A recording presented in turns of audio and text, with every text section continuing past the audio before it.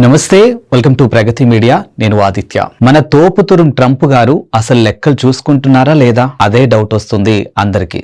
ఎందుకంటే అలెగ్జాండర్ కూడా press meet అప్పట్లో పెట్టుంటే ఇలా మాట్లాడేవాడు కాదేమో. అన్ని విజయాలు వచ్చినా అలెగ్జాండర్ చెప్పని కథలు మన ట్రంప్ మామ చెప్పేస్తున్నాడు. ముందు ఇరాన్ పని అయిపోయింది, సైన్యం కూడా తమతో మాట్లాడుతుంది, ఇక సెటిల్ చేసేస్తాం అన్నాడు. ఇది మొదటి రోజు చెప్పిన మాట. కానీ మొదలై ఇప్పటికి 6 రోజులైంది, కానీ సిచ్యువేషన్ లో చేంజ్ లేదు. ఒకవైపు ఖమేనీని చంపేశారు, అయినా ఇరాన్ ఎక్కడా వెనక్కి తగ్గలేదు. అసలేం జరుగుతుందో ఒకసారి చూద్దాం. అమెరికా విధ్వంసం కొనసాగుతూనే ఉంది, అయినా ఇరాన్ అమెరికా స్థావరాలకు ఆశ్రయం ఇచ్చినటువంటి గల్ఫ్ దేశాల మీద దాడులు ఆపకుండా కొనసాగిస్తూనే ఉంది. గల్ఫ్ దేశాలపై దాడులు చేస్తున్నా ఎక్కడా ఇరాన్ ఒక్క పౌరుడు కూడా చనిపోకుండా కేవలం అమెరికా బేసులపైనే దాడులు చేస్తుంది. కానీ ఇజ్రాయెల్, అమెరికా మాత్రం ఇరాన్ పౌరులపై దాడులు చేస్తూ ఇప్పటికే దాదాపు 1000 మందిని పొట్టన పెట్టుకున్నారు. కానీ యుద్ధంలో ఏదో తాము గెలిచినట్లు, ఇరాన్ పని అయిపోయినట్లు రోజు బిల్డప్ ఇస్తూనే ఉన్నాడు ట్రంప్. కానీ వాస్తవాలు వేరేగా ఉన్నాయి. ఇప్పటికే యుఎస్ జెట్ ఫైట్ లో 5 వరకు నేలకు 6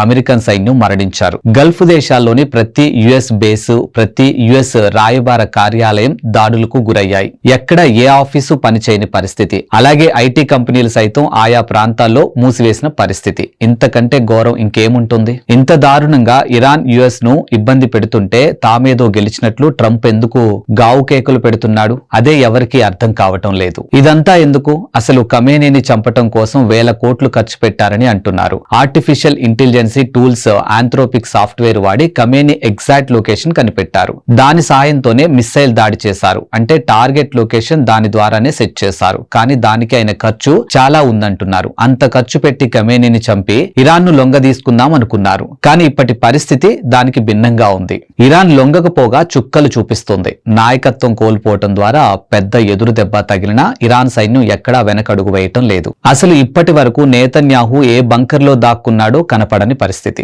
ఇరాన్ కూడా నేతన్యాహును టార్గెట్ చేసింది. దొరికితే కథమే అన్నట్టుంది పరిస్థితి. ఇప్పటికే పెట్టినటువంటి ఖర్చు, జరిగిన నష్టంతో అమెరికన్లు ట్రంప్ పై ఆగ్రహంగా ఉన్నారు. దీంతో యుద్ధాన్ని ఇంకా విస్తరించాలంటే ట్రంప్ వల్ల కావటం లేదు. మరోవైపు ఇరాన్ మాత్రం అంతకంతకు ముందుకు దూసుకొస్తుంది. ఇజ్రాయెల్ నే టార్గెట్ గా చేసింది. మరోవైపు యుఎస్ దూకుడుకు దాని ఆర్మీ బేస్లు, ఎంబసీలపై దాడి చేసి న్యూట్రలైజ్ చేసేసింది. దీంతో యుఎస్ పూర్తిగా ఇజ్రాయెల్ మీదే ఆధారపడింది. విచిత్రం ఏంటంటే యుఎస్, ఇజ్రాయెల్ అత్యాధునిక టెక్నాలజీ వాడుతున్నాయి. ఇరాన్ మాత్రం కేవలం మిస్సైళ్లు, డ్రోన్లను మాత్రమే వాడుతుంది. వాటితోనే ఇంతగా భయపెడుతుంది. అసలు హర్ముజ్ జలసంధిని మూసివేయటం పెద్ద టర్నింగ్ పాయింట్ అనే చెప్పాలి. దాంతో 800 షిప్పులు నీళ్లలో నిలిచిపోయి ఉన్నాయి. దీంతో ట్రంప్ ఎవరికి సమాధానం చెప్పుకోలేని పరిస్థితిలోనూ ఉన్నాడు. కనీసం యుద్ధం చేయబోతున్నామని పలానా టైం అని ప్రకటించలేదు. ప్రకటిస్తే ఇరాన్ అలర్ట్ అవుతుందనేది ఆయన గారి బాధ.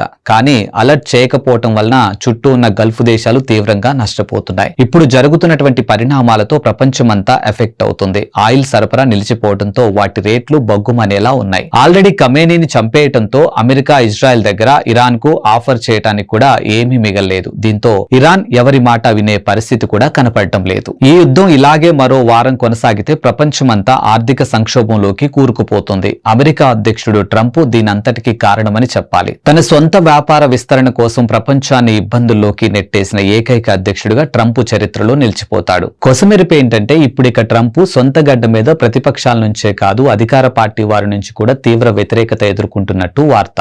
మరి ఏం జరుగుతుందో చూద్దాం. మీరు మాత్రం చూస్తూనే ఉండండి ప్రగతి మీడియా.